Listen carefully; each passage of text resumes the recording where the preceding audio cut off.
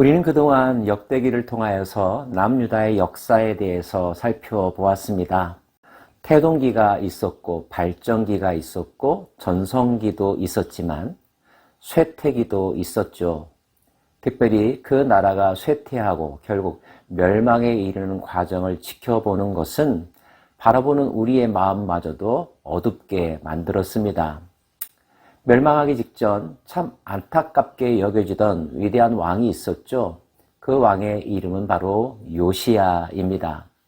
영적인 개혁을 단행했고 나라를 튼튼히 했고 하나님 보시기에 선한 왕으로 선정을 베풀었었는데 안타깝게도 전쟁에서 부상을 당하였고 그 부상에서 헤어나오지 못한 채 죽음에 이르고야 말았습니다. 요시야 다음에 나라는 급속도로 기울었죠. 그의 아들이 권좌에 올랐지만 3개월밖에 있지 못했고요. 다른 아들이 왕의 자리에 올랐지만 11년밖에 통치하지 못했습니다. 그 뒤를 이었던 어린 아들은 3개월밖에 통치하지 못했고요. 요시야의 다른 아들이 11년 다시 나라를 통치하다가 결국 멸망에 이르게 됩니다.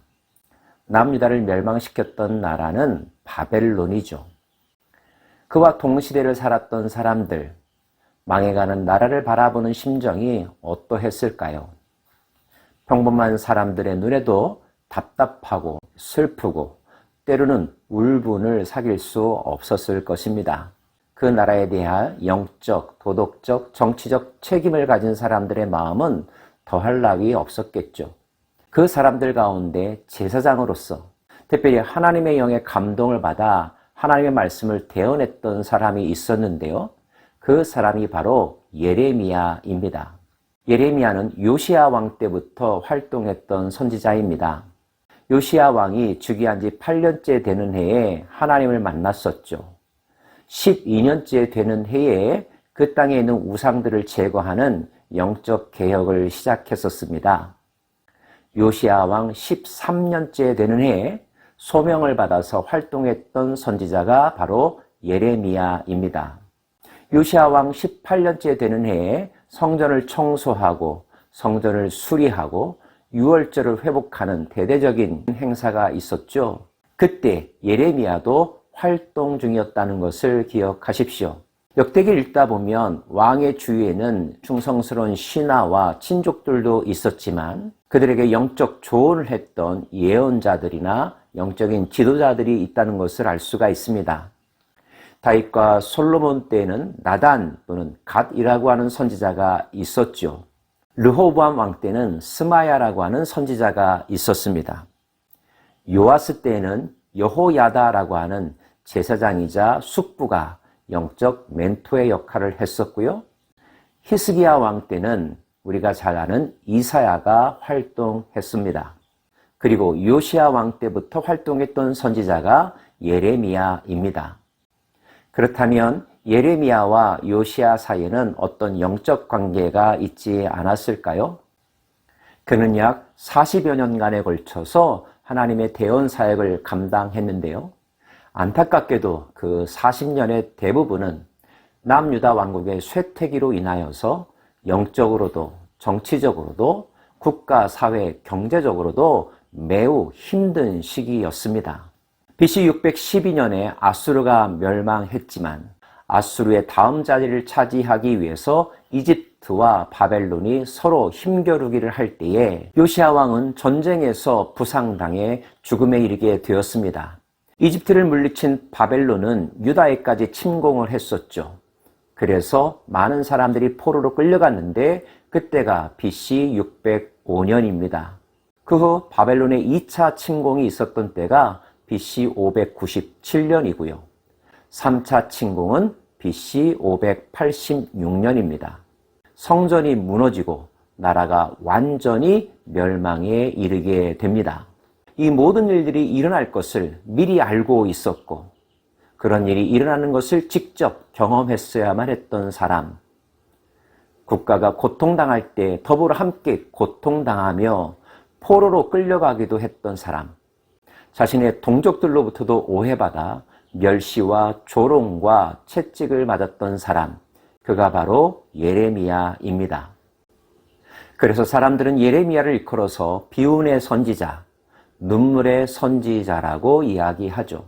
그 예레미야와 그의 기록을 함께 공부해 보려고 합니다. 예레미야의 입을 통하여서 선포되었던 하나님의 메시지는 무엇인가요? 그것은 남유다에 대한 경고와 책망의 말씀들입니다. 1장에서부터 24장까지 주된 내용을 이루고 있습니다.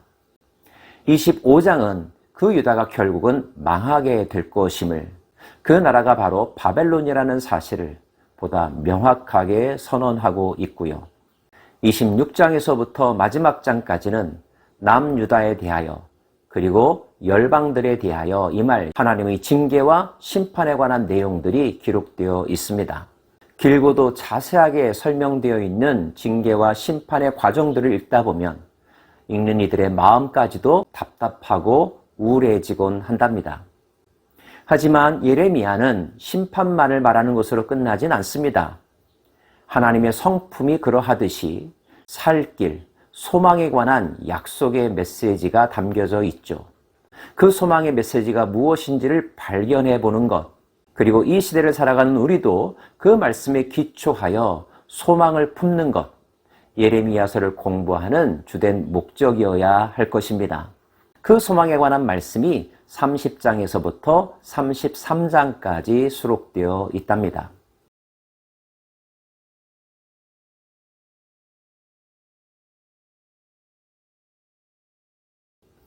더불어서 예레미야서 끝부분에는 남유다를 멸망시켰던 하나님의 심판의 도구로 쓰임받았던 바벨론, 그 바벨론의 운명에 대해서도 예언하고 있죠. 바벨론이 멸망할 것이라는 것입니다. 유다의 죄를 심판하기 위하여 쓰임받았지만 바벨론의 포악과 우상숭배와 영적 타락에 대하여 하나님은 간과하지 않으시겠다는 것. 악은 악을 다스리기 위한 도구로 쓰일 뿐이라는 것. 결국 모든 것을 바로잡은 이후 하나님은 새롭게 시작하실 거라는 것. 그 의도와 원리가 예레미야 속에는 담겨져 있답니다. 예레미야는 모두 52장으로 기록되어 있습니다. 분량이 적지 않습니다. 어두운 내용에 대한 비슷비슷한 설명을 반복하여 읽는 것도 쉽지 않은 일일 것입니다. 하지만 밤이 깊으면 새벽이 온다는 말과 같이, 고통이 심할수록 끝이 다가왔다는 말과 같이 우리는 예레미야서 속에 하나님의 언약, 약속의 소망이 숨겨져 있음을 확신하고 그 소망을 찾는 일에 집중해 보아야 할 것입니다. 그 일을 위하여 이를 테니 도움이 되기를 원하고요. 함께 끝까지 묵상하는 저와 여러분 모두가 되기를 간절히 소망합니다. 사랑하는 여러분, 축복합니다. 예레미야서를 기대해 보십시다.